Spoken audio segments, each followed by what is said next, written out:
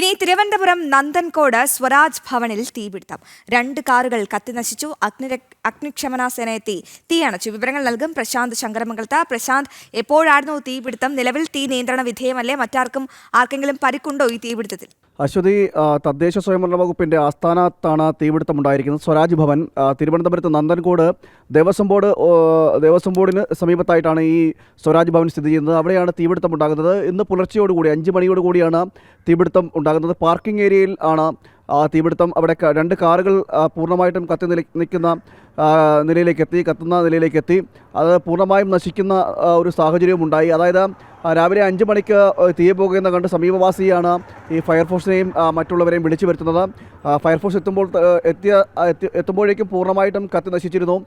തുടർന്ന് മറ്റിടങ്ങളിലേക്ക് തീ പടരാതിരിക്കാനുള്ള നടപടികൾ ഫയർഫോഴ്സ് നോക്കി. എന്തായാലും വലിയ ദുരന്തം ഒഴിവായി എന്ന് വേണം നമുക്ക് പറയേണ്ടിയിരിക്കുന്നത്. അത് തന്നെയാണ്, ഒരു വലിയ ദുരന്തമാണ് തലസ്ഥാനത്ത് നിന്നും ഒഴിവായത്. 2 കാറുകൾ എന്തായാലും പൂർണ്ണമായും കത്തി നശിച്ചു. എന്നാലും സ്വരാജ് ഭവനിലാണ് തീപിടുത്തം ഉണ്ടായത്. അഗ്നിശമന സേനയൊക്കെ എത്തി. എന്തായാലും നിലവിൽ തീയൊക്കെ നിയന്ത്രണ വിധേയമാണ്.